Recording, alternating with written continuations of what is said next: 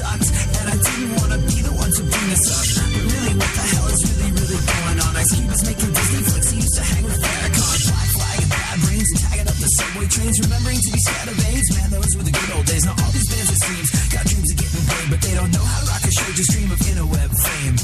Really? Is that really, really what you want? Is that really, really, really, really what you want? There's no better way to be. Rock graffiti on the wall like it's 9 to 3. Come back now, bring it back now. We'll start running from cops and we'll laugh now. And there's no better time to be alive. Tonight we're gonna rock like it's 95. Come back now, bring it back now. Cry line of back caps in your backpack now. Cry line of back caps in your backpack now. Cry line of back caps. I hate everybody. I hate everyone. Oh, I hate everybody. I hate everyone. I hate everybody. I hate everyone. Oh, I hate everybody. I hate everyone. This is the 80s Show on iHeartRadio. Say ho, ho, say ho, ho, ho, ho. Let's start the show. Let's start the show. Come on, let's go. Come on, let's go. Say ho, ho, say ho, whoa, ho, whoa. Let's start the show. Let's start the show. Let's start the show. Let's start the show. So this is a fine and auspicious beginning to the proceedings, isn't it? First day on a brand spanking new station. Stoked about this. If you are listening to us for the first time, there's a good chance you're listening on America's Talk, where we have landed. I'm your host, AD. Thank you so much for joining me and super producer to the stars, Barry Funkhauser, as we bring the left and the right together over universal truths like boobs are great and fart jokes are funny.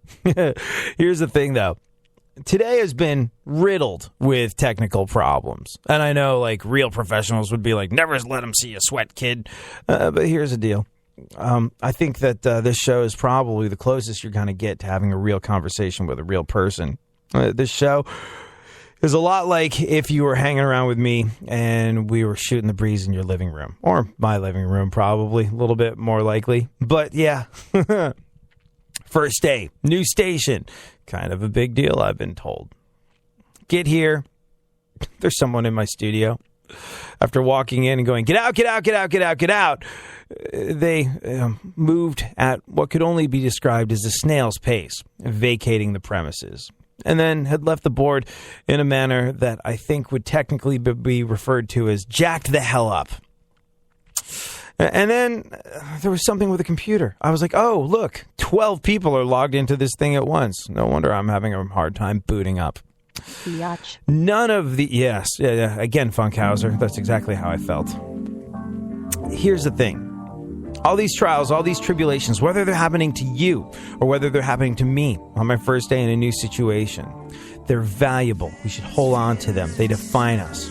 They help us. They make us stronger, better people. How? Why? We'll get to that. Thank you so much for joining me. Joining the conversation. Tweet me at ADSXE at FunkFM is where you can find super producer to the stars, Barry Funkhauser. Appreciate you being part of my radio family. Starting from here, my head is where I feel numb. From the front of my neck to the base of my skull, to the back by the way my mind is working. Like that, my emotion, my control is always shaking. So no, it be nothing at all. My mind is like an empty hole. I want to be calm for help, but all my friends are like a pressure valve. And what I need is salvation and a little bit of patience. Oh, with all the love I have, I'm still alone. There's feeling something I would never wish upon anyone. There's feeling something I would never wish upon anyone. Radio for more Rolling Stones and all your favorite artists. And now, a look back at this week in history. The inaugural season of the National Hockey League started this week in 1917. 1933, the Chicago Bears defeated the New York Giants in the first NFL championship game. One of the biggest weeks for movies ever. In 1937, Snow White premiered. Gone with the Wind premiered in 1939, and It's a Wonderful Life in 1946. And in 1977, Saturday Night Fever. Superman opened in 78, Schindler's List in 93, and Titanic in 97. 2003, Lord of the Rings: Return of the King, and in 2009, Avatar. 1944, the Battle of the Bulge began during World War II. Wilt Chamberlain scored 78 points in a single game. December 18th, 1961. That's just showing off. I'm Chris, and that's This Week in History.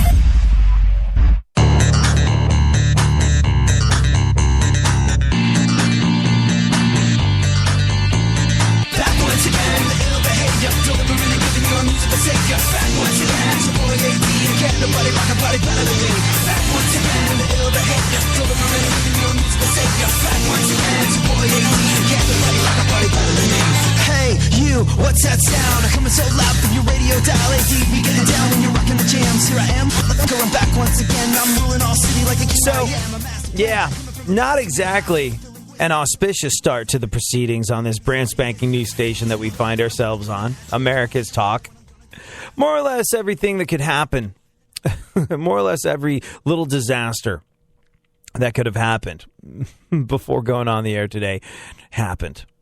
Everything from the front door to the studio door to the guy that I had to kick out of the studio to the state that the board was left in to any number of technical difficulties. Up to and including the fact that I apparently can't talk this morning. Any number of technical difficulties and little disasters occurred. Murphy's Law in full effect for our first day on a news station on America's Talk, where we join luminaries like Armstrong and Getty. I love Armstrong and Getty. I haven't listened to him in a little while, but I couldn't be more proud to be a part of a radio station that they're on. Same goes with Jay Moore, Dave Ramsey, and all the rest. Super stoked to be where I am. Thank you so much for joining me and being part of my radio family. But literally everything went wrong. Here's the thing, though. To quote Henry Rollins, when life hands you lemons, don't make lemonade. Go, oh yeah, I like lemons. What else do you got? See, these problems that we have, whether they're big, small, little, things that plague you, and the little things can add up too. All it takes is a little set of mishaps. You know, you drop your keys, and all of a sudden you're screaming and ranting like an absolute lunatic with no justifiable reason. And if somebody asks you why you're screaming and ranting like a lunatic, you're like, well, I dropped my keys and I broke a shoelace, and then my CD player wasn't working. And then, really? Was this a reason for setting the parking lot on fire at Walmart? Well, it seemed like a good idea at the time. I'm sure you can relate to it during the holiday season.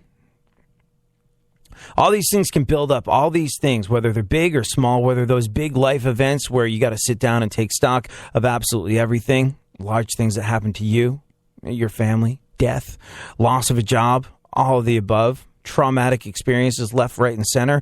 All these things take a toll. The little things add up. The big things are just big things.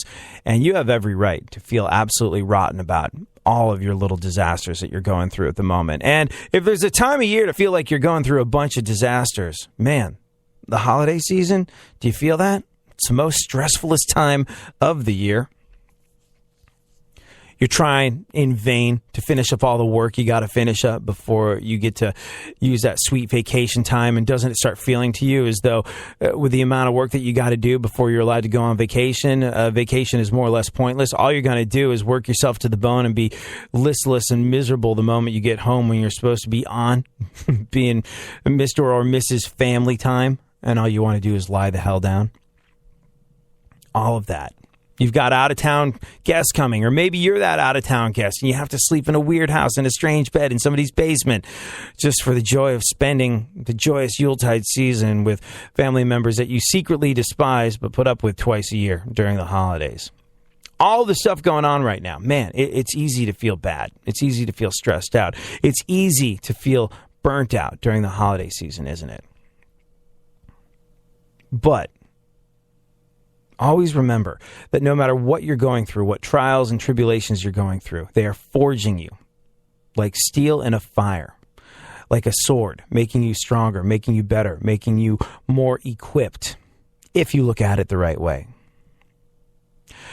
Winston Churchill once said, if you're going through hell, keep going. It's those moments when you think you're going to break. It's those moments when you think you have nothing left to give. It's those moments where you're spent. You feel used. You feel used up. It's that moment where you dig deep and you find something that you couldn't imagine was there and you keep going. That's when you go through the fire. That's when you go through hell and keep going.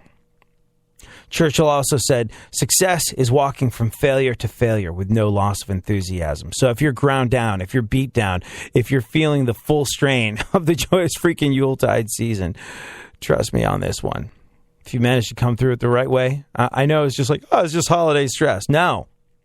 If you manage to come through it the right way, you will leap into 2015 a better, stronger, more hardened person, more capable of serving the people that you care about the most and more capable of serving yourself.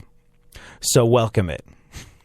Be forged in the fires of, holiday shopping and stuff like that. Thank you so much for joining me today in the show. You and I discussed the SantaCon burglaries. Yeah, it's a thing. It's happening right now, though. Let's take a look at the events of today in our segment, My Witness News in no way, shape, or form fair. Certainly not balanced. Funkhauser, what's going on? Oh, hello, America. Hello, America. Yeah. Hello, America. We are America's Talk. I don't know. Extreme Talk... Because we were on the Extreme Talk station before, and I don't know what the deal is with that. I think they're still carrying our show on Extreme Talk for a little bit at least, but I don't know. Extreme Talk was known as generational, provocative. And I think Extreme Talk was where, hey, let's put that kid that looks like a overgrown skater that should be hanging around outside of a 7-Eleven and let him make boobs and fart jokes and things like that and develop him for the future. I don't know. I kind of felt like we could skate over on Extreme Talk. Now we're on America's Talk. I feel like maybe I should be carrying a briefcase and putting on a tie before I come into the studio. Does it feel any different to you? A little bit. A little cleaner, crisper. Yeah. I feel like I have to have more energy. You do? I kind of feel since we're talking to America.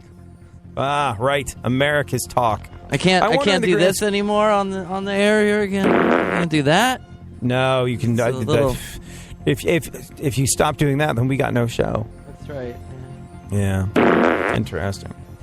Did you get all your? Were you forged in the fires of holiday shopping? The other day, you were like, I got to get out of here earlier. They got some holiday shopping to do. Yeah, and then I gave up quickly. Uh-huh. But Quickly. I'm going today and tomorrow, and that should cover it. That should cover all. Are you doing?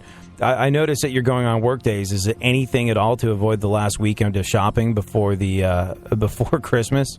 Well, you mean are there people out there shopping still? There are too many people shopping. Well, no. I mean, I think if you're a male, you are a last-minute shopper. It's just the way you do things. It's how we're wired. I don't know about you, but I find I perform best under pressure. That said, are you trying to get the holiday shopping out of the way before the actual weekend hits so you don't have to deal with all that mess? Yeah, because I'm going out of town for the holidays, so I have to really, unless I'm going to be a traveling shopper, I don't want to really do that. I want to get it all done out of the way. No last-minute weekend shopping for me. But if I was staying in town, yeah, I'd probably be that guy. Sunday night. Did you... You still feel like you have to get more stuff for your girlfriend? I mean, you got her a bike. She keeps coming home with bags, going, you can't look at this one! Can't see this one! And, I don't know. I think I just have to just keep buying her things. Yeah, it's a little daunting. She's got a big stocking to stuff. Can I say that on this station? Yeah, I think, well, you just did. So I think we should probably move briskly along to the news. That said. Well, Bill Cosby's wife issued a statement defending him. Finally. Yep. Bill Cosby's wife has finally spoken out. I don't believe Bill Cosby's ever, in all the talk of what's been going on over the last couple of weeks, has Bill Cosby ever straight up denied and said, I didn't